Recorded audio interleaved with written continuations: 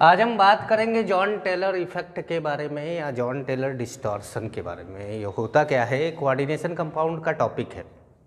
Coordination compound में आप लोगों ने सुना होगा एक ऑक्टाहेड्रल स्ट्रक्चर होता है। ऑक्टाहेड्रल स्ट्रक्चर के अंदर मेटल होगा, सेंट्रल मेटल, और उसके आसपास 6 लिगेंड होंगे। अब ये 6 लिगेंड किस डायरेक्शन में आते हैं, तो अगर आप देखें एक स्क्वायर, ऐसे स्क्वायर और ऊपर 2 एक्सिस, जेड एक्सिस और ये क्या हो गया एक्स वाई प्लेन। तो इस स्क्वायर के ऐसे कॉर्नर, ये हमने मान लिया ये एक्स है, ये वाई है और ये क्या है जेड है, ये जेड एक्सिस ले लिया। अगर आप ऑक्टाहेड्रल बॉन्डिंग की बात करें तो आपने हमेशा पढ़ा होगा कि all the positions are identical, मतलब सारे के सारे बॉन्ड जो होते हैं वो इक्वल होते हैं। लेकिन जॉन टेलर डिस्टॉर्शन में हम यही बात पढ़ने वाले हैं कि कब ऐसा होगा कि ये जो बॉन्ड है सारे बॉन्ड इक्वल ना रह जाए, या तो बड़े हो जाए और या छोटे हो जाए।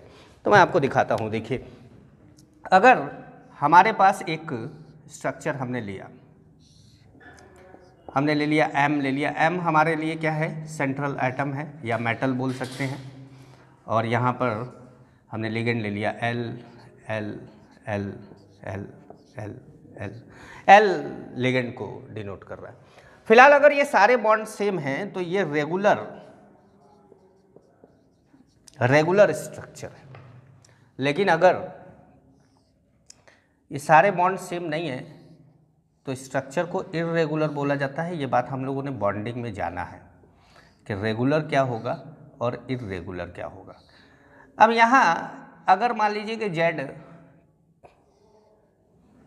ये जेड एक्सिस वाला बॉन्ड है जिसको हमने L L L L L L, अब ये यहाँ पर जेड इन हो गया, या बोल सकते हैं कंप्रेशन हो गया या कॉन्ट्रैक्शन हो गया बोल सकते हैं। दूसरा हम ले अब बोलें कि भाई जेड आउट हो गया। आउट हो गया का मतलब बाहर निकल गया। बाहर निकलने का मतलब क्या है, बढ़ गया। बढ़ गया को हम क्या बोल सकते हैं, इलोंगेशन। अब यहाँ पर जेड क्या हुआ, बढ़ गया, क्या हुआ इलोंगेशन हो गया। तो अब हम यहाँ पर क्या कहेंगे, जेड इलोंगेशन या जेड आउट भी बोल सकते हैं। तो आखिर ये दोनों कंडीशन जो है यहाँ पर जे टी टी लग रहा है और यहाँ पर जे टी डी नहीं लग रहा है।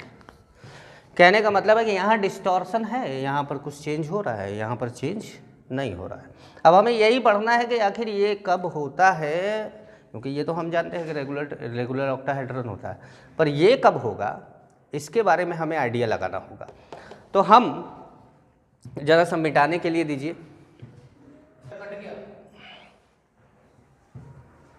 तो क्या हुआ कि जैसे रेगुलर वाला है, रेगुलर वाले की तो हमें बात करनी नहीं है, हमें बात करनी है किसकी, या तो कंप्रेशन की या तो इलोंगेशन की। अब ये होता कब है, तो देखिए जेटीडी होगा कब और कब नहीं होगा, इसको समझने के लिए आपको electronic configuration D subshell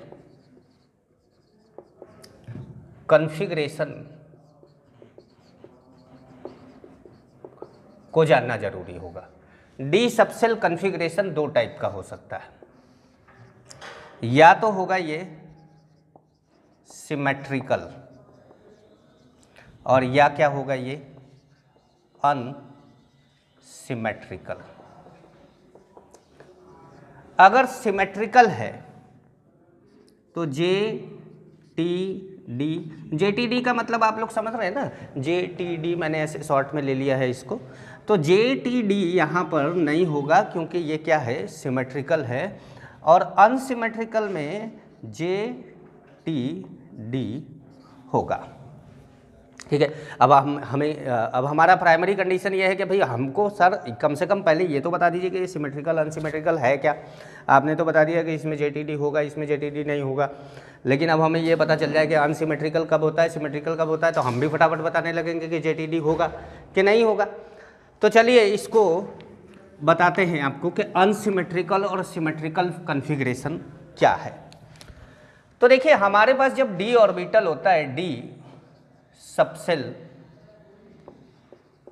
subshell 5 जो डी ऑर्बिटल होते हैं, 5 डी ऑर्बिटल, ये 2 पार्ट में ऑक्टाहेड्रल में टूटता है।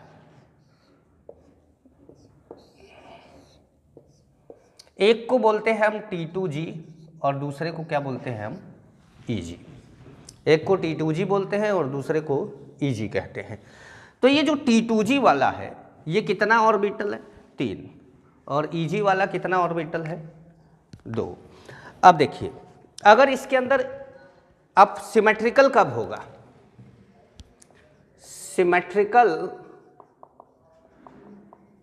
में होगा हाफ फिल्ड या फुल्ली फिल्ड। सिमेट्रिकल कब होगा, जब हाफ फील्ड होगा या फुल्ली फील्ड होगा। तो अब देखिए हाफ फील्ड कब हो सकता है, जब इसमें 1 2 3 इलेक्ट्रॉन डाले तो ये क्या हो गया, हाफ फील्ड। जब इसमें 1 2 3 4 5 6 इलेक्ट्रॉन डाल दे तो ये क्या हो गया, फुल्ली फील्ड। जब इसमें 1 2 3 4 5 इलेक्ट्रॉन डाल दे तो ये क्या हो गया, हाफ फील्ड।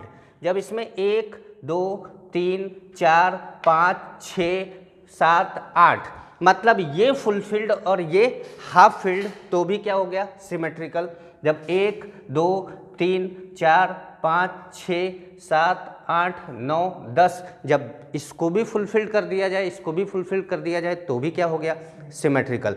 मतलब आप सिमेट्रिकल की कंडीशन समझिए, 1 2 3 अगर हम 3 डालते हैं तो D3 मतलब हमारे D में कितना इलेक्ट्रॉन, 3 इलेक्ट्रॉन। अब 1 2 3 4 5 D5 ये भी क्या हो गया, सिमेट्रिकल। 1 2 3 4 5 6 ये भी क्या हो गया, सिमेट्रिकल। 1 2 3 4 नहीं सॉरी 1 2 3 4 5 6 7 8 तो ये क्या हो गया, सिमेट्रिकल।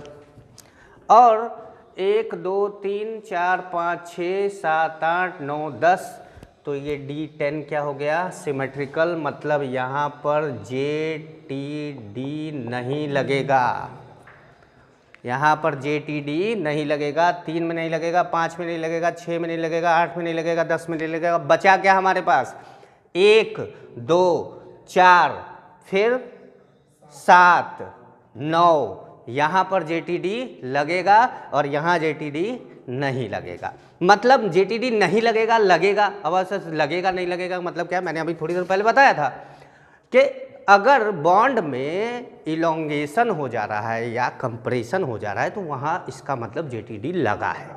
और अगर रेगुलर है स्ट्रक्चर तो उसका मतलब क्या है, वहाँ JTD नहीं लगा। तो अगर ये कॉन्फ़िगरेशन है तो समझ लो कि क्या नहीं लगा है, JTD। तो आपको नीट में 2016 में क्वेश्चन पूछा गया कि विच ऑफ द फॉलोइंग है जॉन टेलर इफेक्ट। तो ये ऑप्शन दिए गए थे और उसमें एक ऑप्शन और था D9। देखो इनमें से ये 3 ऑप्शन दिए गए थे और चौथा ऑप्शन था D9। तो D9 में JTD इफेक्ट लगेगा, इसमें JTD इफेक्ट नहीं लगेगा। ये तो हमारा नीट का क्वेश्चन हो गया। लेकिन हम और आगे बढ़ते हैं कि मान लीजिए कि थोड़ा और एडवांस में जाएं और JTD के बारे में बात करें तो हम कैसे उसको समझाएंगे। तो उसके लिए अब देखिए अनसिमेट्रिकल कॉन्फ़िगरेशन पर आ गए। तो अनसिमेट्रिकल कॉन्फ़िगरेशन क्या हो सकता है, D1 हो सकता है, हमने बात करी, D4 हो सकता है। अब हमने D1 ले लिया, D4 अच्छा D2 नहीं लिया, D2 ले लेते हैं पहले, फिर D4 ले लेते हैं, फिर हमारे पास D5 नहीं है, D6 नहीं है, क्या ले सकते हैं, D7 ले सकते हैं और D9 ले सकते हैं। ये ऐसे कॉन्फ़िगरेशन हैं जो कि अनसिमेट्रिकल है। मैं समझा देता हूँ। देखिए, अगर आपने 5 ऑर्बिटल लिया तो हमारे पास 3 जो ऑर्बिटल हैं वो T2g हैं और 2 ऑर्बिटल क्या है, Eg है। तो इसमें गया 1 इलेक्ट्रॉन, इसमें गया 2 इलेक्ट्रॉन, इसमें 1 2 3 4 ऐसे भी जा सकता है, या आपके पास ये जो है ऐसे भी जा सकता है। तो देखिए, ये हाफ फील्ड है लेकिन ये जो है नहीं है, तो ये जो है ये भी क्या हो गया, अनसिमेट्रिकल हो गया। और ये फुलफिल्ड की कंडीशन में नहीं है, तो ये भी क्या हो गया, अनसिमेट्रिकल हो गया। मतलब हमें D4 में 2 कंडीशन मिली और दोनों ही क्या है, अनसिमेट्रिकल है। जैसे हम D7 में गए तो D7 में हमारे पास कंडीशन मिला 1 2 3 4 5 6 7, एक कंडीशन ये है। या हम इसको, अगर हमारे पास लिगेंड स्ट्रॉन्ग फील्ड लिगेंड है तो हम इसको ऐसे भी लिख सकते हैं। तो देखिए, ये हाफ फील्ड, ये फुल फील्ड तो हो गया लेकिन ये फुल फील्ड नहीं हुआ। पर यहाँ पर आप देखें तो ना ये फुल फील्ड हुआ, भाई ये हाफ फील्ड तो हुआ लेकिन ये फुल फील्ड नहीं हुआ, तो इसलिए ये भी सिमेट्रिकल नहीं है और ये भी सिमेट्रिकल नहीं है। तो हमने बोला कि भाई ये सिमेट्रिकल नहीं है। अगर हम D9 की बात करें तो D9 तो कभी सिमेट्रिकल हो ही नहीं सकता, क्योंकि D9 में तो भाई यहाँ पर तो 1 इलेक्ट्रॉन तो रहेगा ही, तो ये भी सिमेट्रिकल नहीं है। तो अब सिमेट्रिकल आपके पास इन सब में से कोई नहीं है। ठीक है भाई, समझ पा रहे हैं? तो अब आपको ये समझ में आ रहा होगा कि JTD लगेगा कहाँ और कहाँ नहीं लगेगा। तो पहला क्वेश्चन अगर आपको पूछा जाए कि कहाँ JTD लगेगा, तो ये इलेक्ट्रॉनिक कन्फिग्रेशन बच्चों रट्टा मार लो, इनको ये दिखेगा तो जॉन टेलर इफेक्ट लगेगा। और अगर इसके पहले मैंने जो 5 इलेक्ट्रॉनिक कन्फिग्रेशन बताई है, जो आप लोगों ने नोट किया होगा, उसमें JTD इफेक्ट नहीं लगेगा। ठीक है, तो मैं इसको मिटाता हूँ। तो अब हम ये जानेंगे कि JTD इफेक्ट का मेजर जो इफेक्ट है वो कहाँ लगेगा और कहाँ पर बहुत माइनर लगेगा, जिसको कि हम इग्नोर कर सकते हैं। तो देखिए, एक बात जानिए कि जब T2g अनसिमेट्रिकल होगा, कौन अनसिमेट्रिकल होगा, T2g। जब T2g अनसिमेट्रिकल होगा तो उस केस में JTD इफेक्ट बहुत कम लगता है। It is too small to measure, मतलब इतना छोटा होता है, इतना कम होता है कि उसको मेजर नहीं किया जा सकता। तो ये मान लिया जाता है कि वहाँ पर JTD इफेक्ट नहीं लग रहा है। तो T2g अनसिमेट्रिकल, T2g अनसिमेट्रिकल कौन है, D1 है, D2 है, D4 है। T2g अनसिमेट्रिकल कौन है, D1 है, D2 है और D4 है। तो यहाँ पर तो अब ये क्या मान लिया हमने, JTD क्या हो गया, नेग्लेजिबल। JTD क्या हो गया, नेग्लेजिबल। अब JTD यहाँ नेग्लेजिबल हो गया। अब बचा कौन, D7 एंड D9, यहाँ पर होगा JTD मेजरेबल। तो अब आपके पास केवल 2 ऑप्शन बचता है, केवल 2 ही चीज अब आपको याद रखनी है। अभी मैंने थोड़ी देर पहले बोला था कि 5 आपको ये रट्टा मारना है, लेकिन इन 5 में JTD इफेक्ट शो करता है। लेकिन मेजर जो JTD इफेक्ट शो करता है, आपके सामने ऑप्शन आता है, वो D7 D9 आता है। 2006 में D9 आया था। तो बच्चों, अगर हो सकता है कि आगे D9 ही पूछ ले या तो D7 पूछ ले, आपको ये 2 ऑप्शन याद रखने, JTD इफेक्ट क्लियर होगा। पर अभी तक हम लोगों ने JTD की खूब बात करी, पर ये नहीं बताया कि सर एक चीज़ ये तो समझा दीजिए कि ये बॉन्डवा बढ़ कैसे जा रहा है और घट कैसे जा रहा है, थोड़ा सा इसको एक्सप्लेन कर लिया जाए।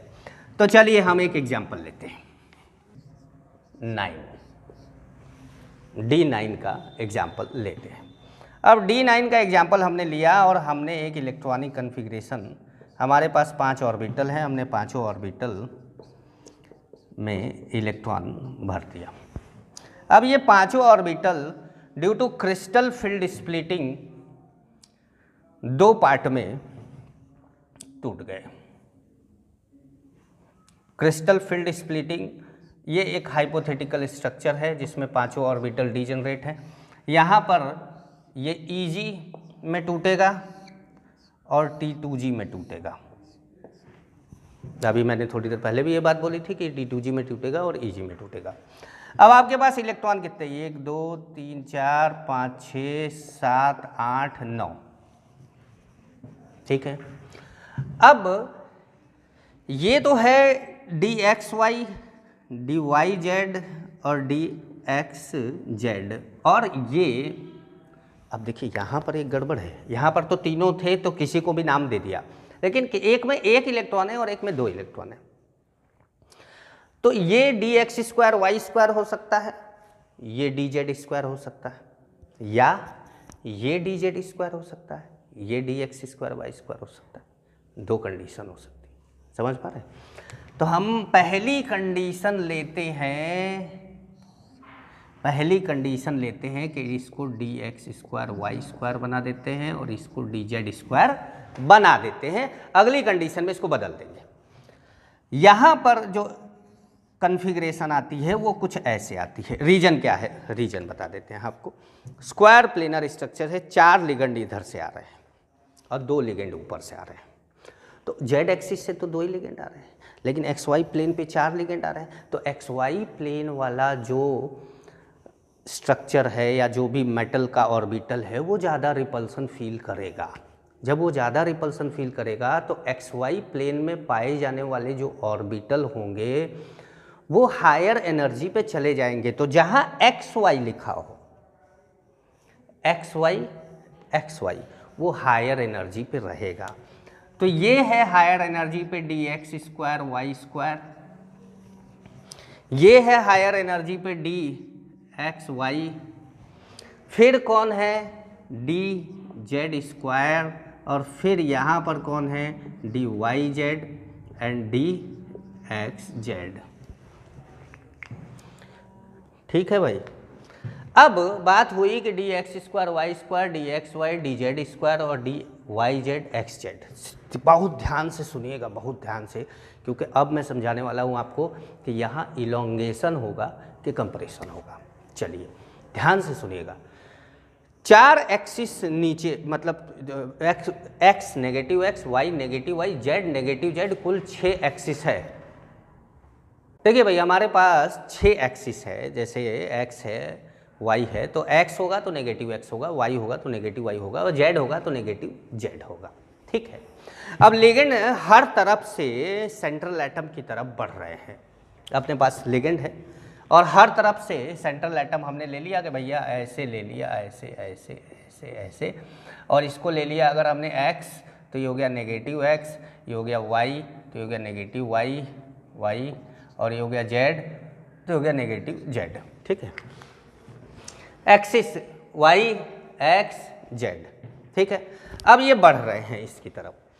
तो अब आप देखिए कि किसकी तरफ रिपल्सन ज़्यादा होगा और किसकी तरफ रिपल्सन कम होगा। लिगेंड जो z की तरफ बढ़ रहा होगा उस z में अब देखिए इसके पास, यहाँ हमने डाल दिया इसको, तो यहाँ पर कितने इलेक्ट्रॉन हैं, 2। यहाँ पर कितना इलेक्ट्रॉन है, 1। यहाँ पर कितना इलेक्ट्रॉन है, 2। और यहाँ पर कितना इलेक्ट्रॉन है, 2। ठीक है भाई। अब अगर आप देखें तो Z, ये वाला Z रिपल्सन कम करेगा क्योंकि इसके पास कितना इलेक्ट्रॉन है, 1 है। तो जब 1 इलेक्ट्रॉन है तो लिगेंड इसके पास आ जाएगा, लिगेंड इसके पास आ जाएगा, और एक्स वाई प्लेन वाला लिगेंड दूर ही रुक जाएगा क्योंकि उसके पास कितने इलेक्ट्रॉन हैं, 2 इलेक्ट्रॉन हैं। एक्स वाई वाला दूर रुकेगा, जब दूर रुकेगा तो वो बॉन्ड क्या हो जाएगा, लंबा, और जेड वाला बॉन्ड क्या हो जाएगा, छोटा। और ये कंडीशन कौन सी है, जेड कंप्रेशन की। समझ पा रहे हैं, ये कंडीशन कौन सी है, जेड कंप्रेशन की। ठीक है, समझ पाए।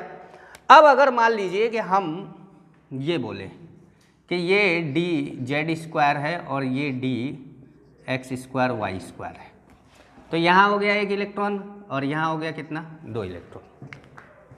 जेड में 2 इलेक्ट्रॉन आ गया। अब जेड में 2 इलेक्ट्रॉन आया तो जेड की तरफ आने वाला जो लिगेंड होगा वो दूर ही रुक जाएगा, क्योंकि इसके पास कितने इलेक्ट्रॉन है, 2 इलेक्ट्रॉन है, रिपल्सन ज़्यादा करेगा।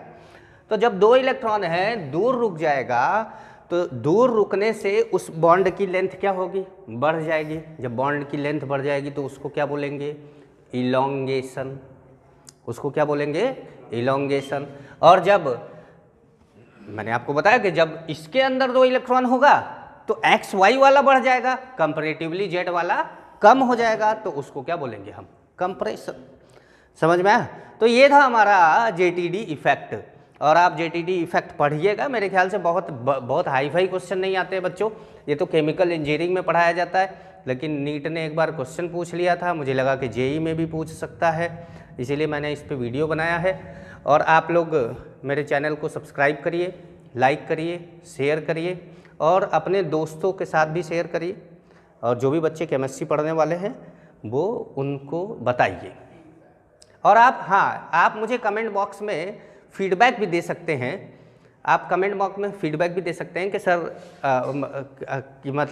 सर आपका वीडियो कैसा लगा, या आप कुछ और जानना चाहते हैं तो उसके बारे में भी मुझे बता सकते हैं। Thank you.